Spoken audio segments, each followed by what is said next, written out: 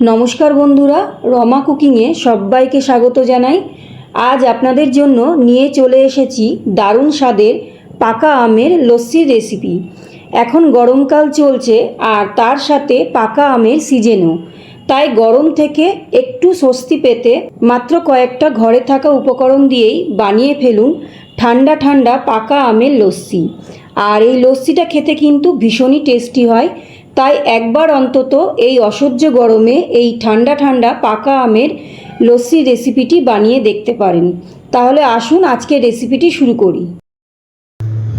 আম লস্যি বানানোর জন্য এখানে আমি দুটো পাকা আম নিয়ে নিয়েছি। আর এই দুটো কিন্তু হিমসাগর আম। যেহেতু হিমসাগর আম খুব মিষ্টি হয়, তাই আমি দুটো হিমসাগর পাকা আম নিয়ে নিয়েছি। আর এখানে বেশ কিছুটা টক দই আছে, কিছুটা চিনি নিয়ে নিয়েছি,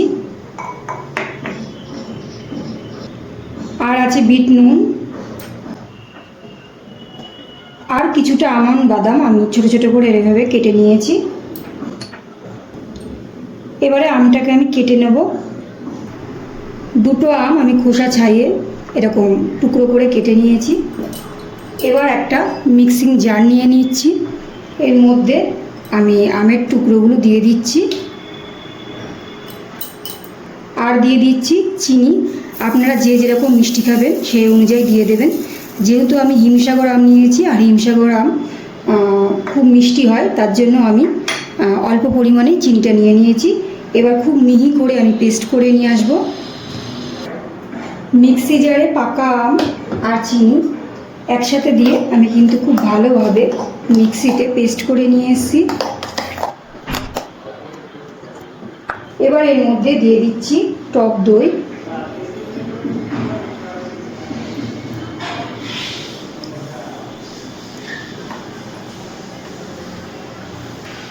সম্পূর্ণ টক দইটা কিন্তু আমি দিয়ে দিয়েছি। এবার দিয়ে দিচ্ছি বিট নুন,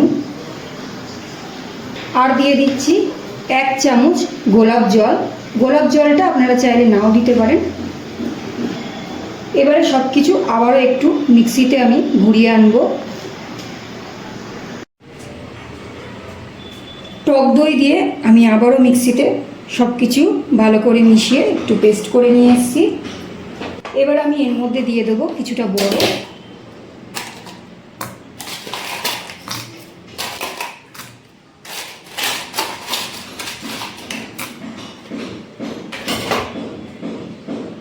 বরফ দেওয়ার পর আমি আরও একবার মিক্সিতে একটুখানি সব কিছু ঘুরিয়ে আনব। বরফ দিয়ে মিক্সিতে আবারও একটুখানি আমি ঘুরিয়ে নিয়ে আসলাম। আমাদের কিন্তু একদম তৈরি ঠান্ডা ঠান্ডা পাকা আমের লস্যি। এবার একটা গ্লাসে আমি ঢেলে নেব।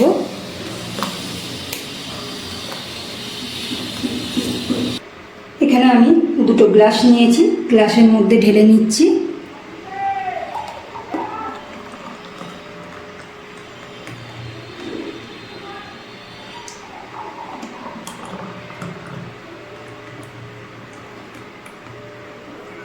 দিয়ে দিচ্ছি বরফের টুকরো,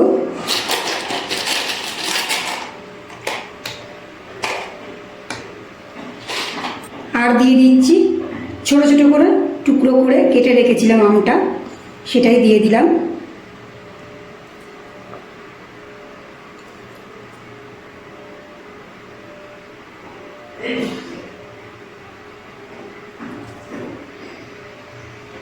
আর দিয়ে দিচ্ছি যে আমন্ড বাদামটা আমি কেটে রেখেছিলাম, সেটাই দিয়ে দিচ্ছি।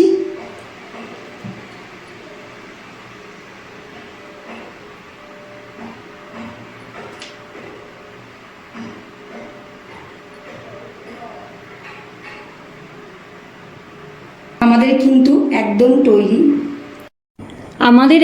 তৈরি ঠান্ডা ঠান্ডা পাকা আমের লস্যি। তাহলে আর দেরি না করে আপনারাও এইভাবে এই অসহ্য গরমে তৈরি করে ফেলুন ঠান্ডা ঠান্ডা পাকা আমের লস্যি। তাহলে আমার আজকের রেসিপিটি কেমন লাগলো কমেন্ট করে জানাবেন। রেসিপিটি ভালো লাগলে একটা লাইক ও বন্ধুদের মধ্যে শেয়ার করতে ভুলবেন না। আর আমার চ্যানেলে নতুন হয়ে থাকলে চ্যানেলটি সাবস্ক্রাইব করে আমার পাশে থাকবেন। আজ এই পর্যন্ত, আবারও চলে আসব অন্য কোনো রেসিপির সাথে। সবাই ভালো থাকবেন, সুস্থ থাকবেন। ধন্যবাদ।